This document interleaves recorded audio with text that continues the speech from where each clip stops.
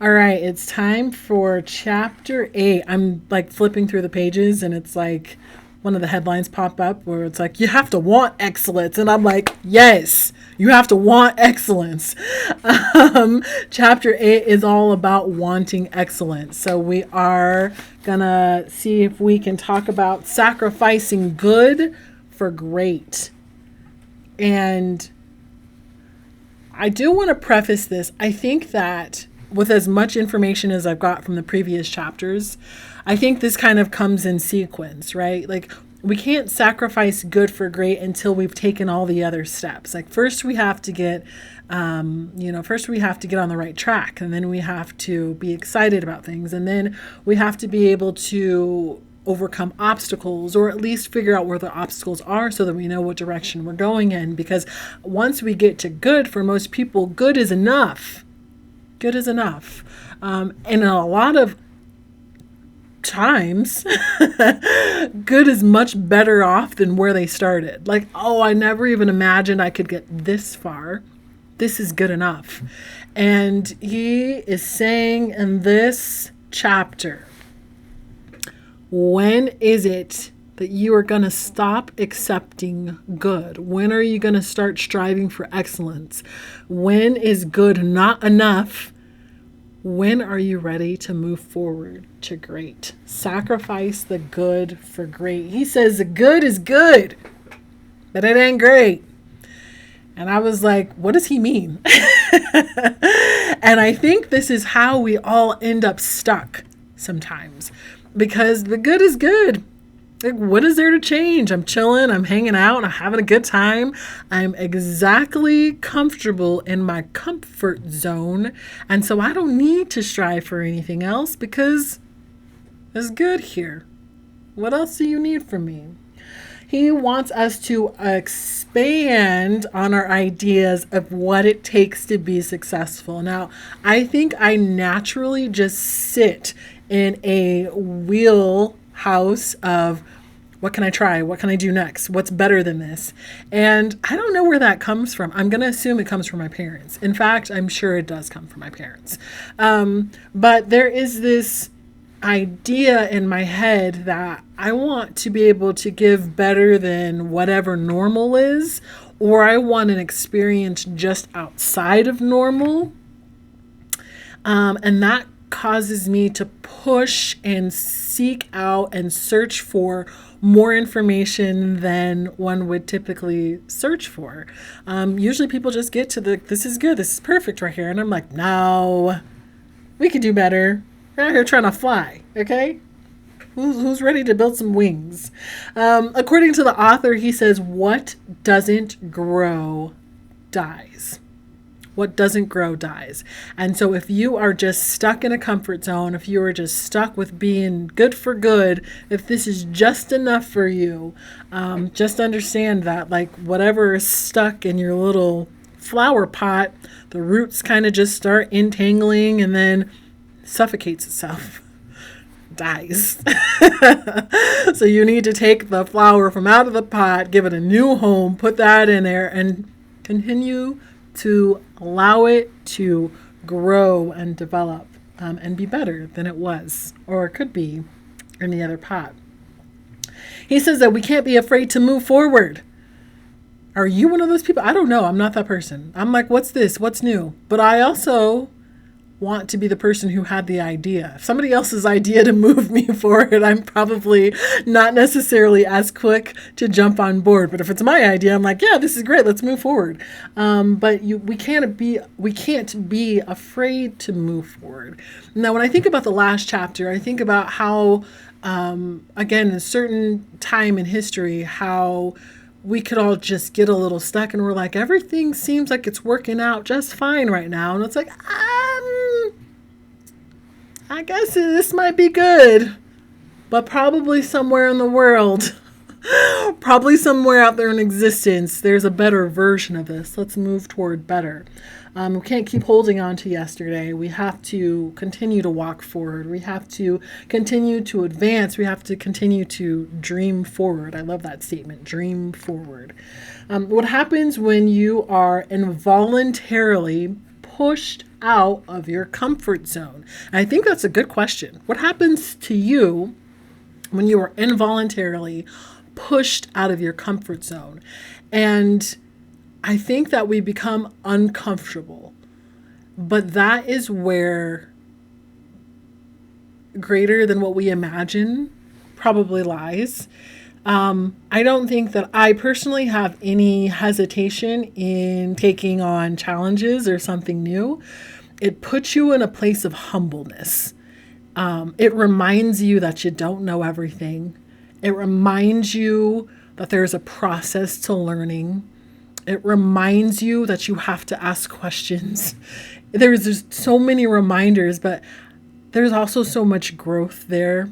And I think that maybe we just don't give ourselves enough opportunities to push ourselves outside of our comfort zone. So he's saying agitation can push you to be great. So even if somebody has asked you to do something that sounds a little bit outside of your norm, agitation can push you to do greater things for yourself. Good is good, but let's sacrifice that good. See if we can get it out of here and be great. I love that he also says, your mind is your strongest muscle. He says your mind is your strongest muscle. And through exercising your mind, your muscle for confidence, your muscle for knowledge, you are able to achieve the impossible. I know that's probably like the cheesiest thing that a person could say, but in reality, we don't know what our limitations are. And if you think about 10 years ago, 20 years ago, 50 years ago, 100 years ago, and how we have adapted as a human race, like we don't know what the limitations are, but we know that we are capable of creating amazing things, and we should continue to push the envelope. For us as educators, we should continue to push the envelope of education. I said in the last video that I used to teach preschool, and for those preschoolers, once I walked in the door, my mom owned the preschool, by the way, a lifelong dream of hers to own the preschool. Little kids are cute, don't get me wrong. They're the sweetest little things. They want to hug you and they're really excited to see you, almost like dogs, except crazier. And maybe a little bit more fragile. But when it came to the curriculum that we started with, it was great. The curriculum that we had was great for them. We had them on this great schedule. And then once I got an opportunity to kind of take hold of the curriculum, I was like, well, let me just see. Let me just see how much information I can shove into this little child's mind. Will they be able to read by the time they leave from here? Can they see their numbers, forward, backwards? How about we learn them in Spanish? How about we learn our colors? How about we learn our colors in Spanish? How about we learn the alphabet? How about we learn the alphabet backwards? How about we learn the alphabet and sign language? How much information can I continue to give these children, and how much are they able to absorb? And I found that if you make it interesting and exciting for them, they come back every day and they're excited to learn. And then two, they retain so much information. These little snots, these little sweet souls, they are smart. And just capable of more than we give them credit for. We're like, oh, we're just going to learn how to teach them everything. By the time they're done, that they know how to do all of these things. And it was just really an exciting moment to be able to watch them do that. And so when I think about this, I think about, hey, your mind is your strongest muscle. You can continue to be better than you ever were. Let's think outside of the box of knowledge. Keep pushing to see where we can agitate these students enough that one, they're excited about their education, and two, they become geniuses because they are able We as people are able to hold so much, so much information. You cannot let fear stop you from doing what you want. You cannot let fear stop you from doing what you want. And I happen to know that people are typically lacking in confidence. And I don't know what that is. You are a living, walking, breathing miracle. How dare you not have enough confidence in yourself to do what it is you have been called to do, to have the conversation, to step to the forefront. You should not let fear stop you from doing what you want to do. In fact, I'm going to see if I can get here. On page 200 here, he says that you cannot let fear stop you from doing what it is you want to do. You cannot let fear keep you in a place of complacency and comfort. He says the average human is looking for the comfort zone, the place where things are stable and constant. The average human likes to settle. Good is good, but good doesn't get you that championship. Good is good, but good doesn't get you the job of the president or the CEO. It doesn't qualify you for the Olympics. He says good is good, but good isn't great. And almost anyone can get something good. But if you want to keep moving forward and keep leveling up, you're going to have to come to grips with abandoning your comfort zone, abandoning good for great. Another very important thing that he says, and I think we've already kind of covered that, but it's just a reminder that you can't let your emotions paralyze you. If you let your emotions paralyze you, it's going to stop you from everything. Your emotions, you can have your emotions, you can have your feelings, but don't let that stop you, or we shouldn't let it stop us from moving forward. He says that there are some things that just don't work when you're in your comfort zone. Some things just don't work when you're in comfort zone. Heat and pressure produce greatness. Heat and pressure produce greatness. And I'm wondering if, all the late nights studying for tests and all those things, also called procrastination, which I am not condoning, but in the heart of procrastination, people pull out some great things. They sure do. People work well typically under pressure. They are capable of working well under pressure. He also mentions the world's vision for you will not always align with your vision. The world's vision for you will not always align with your vision. And when it doesn't align, I guess, what do? And most people crumble, right? Most people succumb to the thoughts of other people. Most people decide that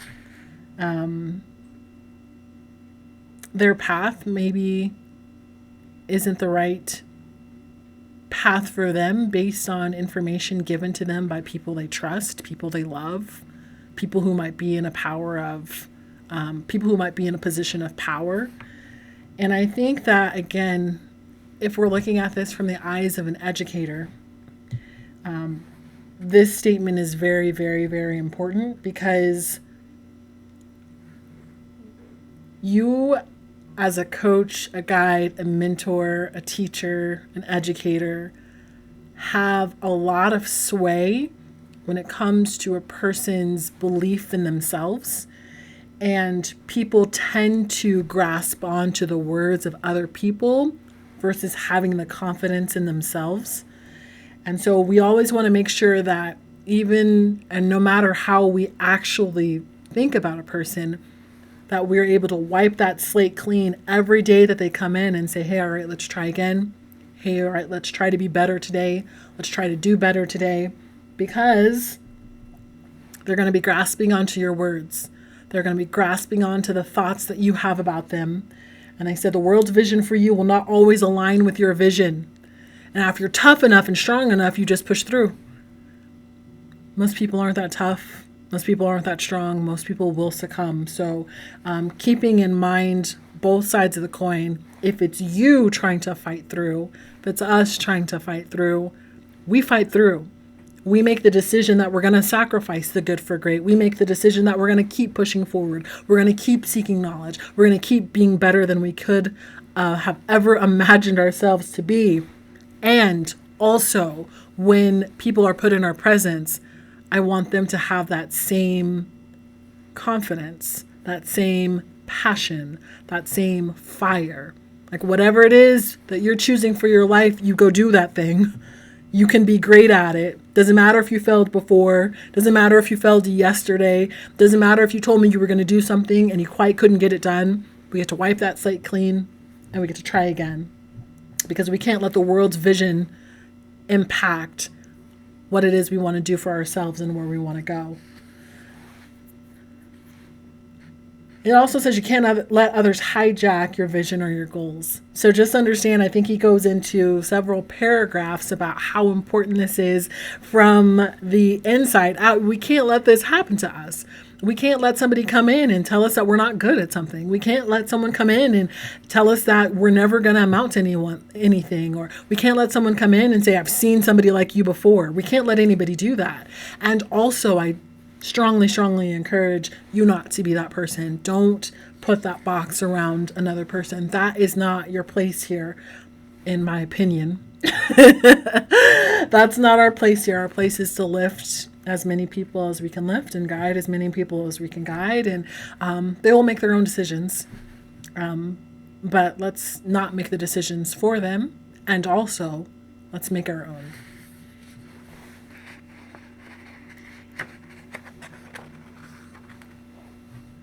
He says in order for you to be the most present, you got to always be where your feet are.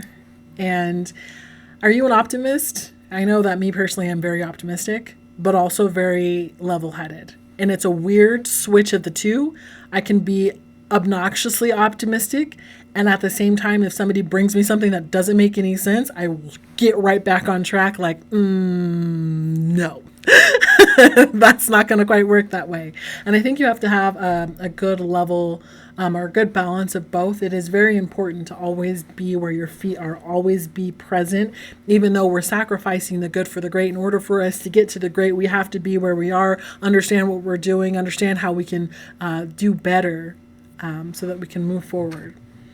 He says that if you are where your feet are, that is the current best version of you.